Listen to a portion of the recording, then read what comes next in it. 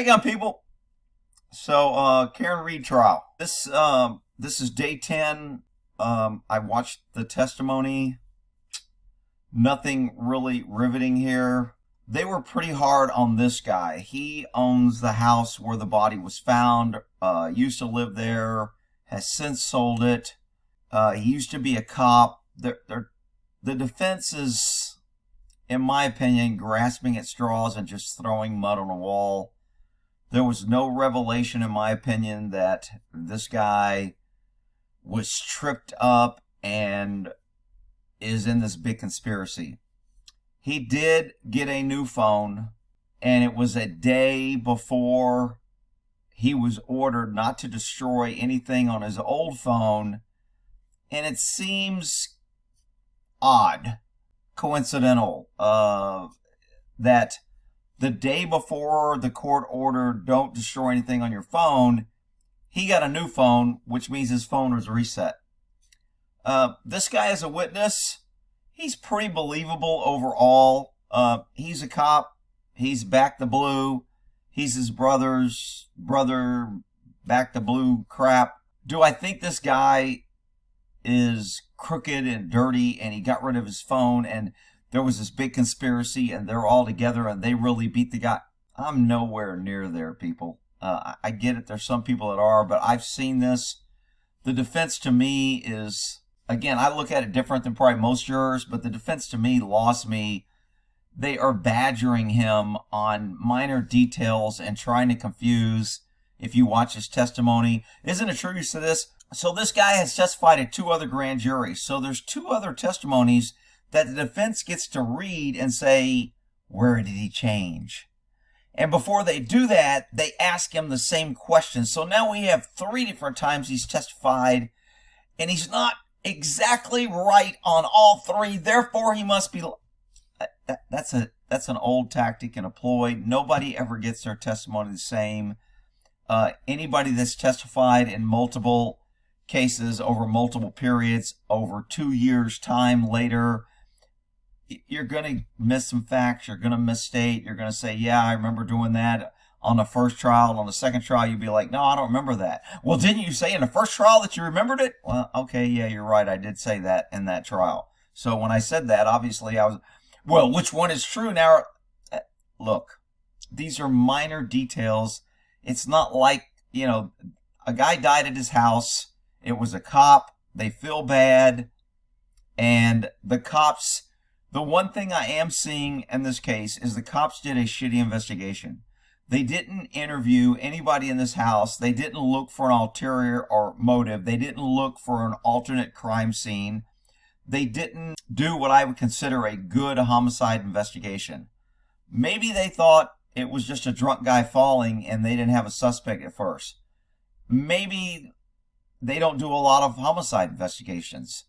Maybe they're just all incompetent and quota hires. I don't know. I'm not defending that the cops did a good investigation, but I have seen nothing that leads me to believe there's this grand conspiracy and that these guys beat this guy up and killed this cop who they were drinking with and buddies, and they're all cops and they're all back the blue people, that they're inspired this big cover up to set up this poor innocent girl who did nothing wrong. I just don't buy it. And I don't think the defense is selling it good, and I doubt if the jury's buying it. But maybe there's a few on there that's going to, because remember, they only got to convince one person on that jury to go, man, this guy gave some wrong answers in 2 testimony. He must be lying about everything. To me, his testimony isn't even that relevant. I mean, he owns a house. He was there. They went drinking without any evidence that he was in a fight. He doesn't have bruised knuckles. Now, did the cops look for any of that? No. Could they have healed? Maybe. Could they have got their story together and their 2 kids and their wives got to get together? And, another thing on this case that they're making a big deal about is evidently he butt dialed one of the other witnesses. And the other witness got a new phone too, which destroyed his evidence. So they're paying this, you guys destroyed everything. First of all, these guys are both cops. It's been over 2 years. They upgrade their phone a lot. If a new iPhone comes out and you get an upgrade, it's common to get a new phone. It's not a big conspiracy. And if these two cops are so stupid, which I don't think either of them are, that they've got this elaborate plan to frame this guy, yet they were so stupid they were texting all this incriminating evidence that, okay, you beat him up, and okay, you dragged the body, and now we had to get new phones and delete. It's just all bullshit to me, people. I'm sorry. Cops did a shitty investigation. I see that over and over. They did not do a good murder investigation. But incompetence does not mean that the primary suspect is innocent. And it doesn't mean that multiple agencies and multiple people got their families and wives and daughters and EMT and fire department all to lie and got rid of their dog to cover up the murder of a guy. It just doesn't fly with me. I know people are going to tell me I'm full of shit and I need to know more about the case and I just didn't get it. So this guy, look, not the greatest witness. He didn't testify that great, but he did pretty good by not getting defensive. He didn't get. I would have gotten much more argumentative with this defense attorney. I'd have been pushing back. If you're going to attack me like they attacked this guy, I'd have been throwing in shit that he didn't want to get out, and I would have been saying things that he was like, I don't want to ask this guy questions because every time he answers, he's hurting my case. So I would have been much more pushback than this guy. So this guy has a lot more patience than I got. I thought he kept his cool pretty well, and he was an okay witness. The next witness after him was, this is his son. This guy did pretty good, not relevant, trying to paint that he didn't look out the window and he didn't see a body, and if there was a body out there, why didn't he see it? And this guy's case was totally poo-butt. But the defense, again, didn't you testify at this grand jury? And didn't you say this? And now you're saying this? Which one was it? And do you recall? And if you answer that there, why didn't you answer that here? Because I just asked you. And those are all lawyer tricks that it throws up mud and it creates a smoke string and a fog of maybe if and buts and coconuts.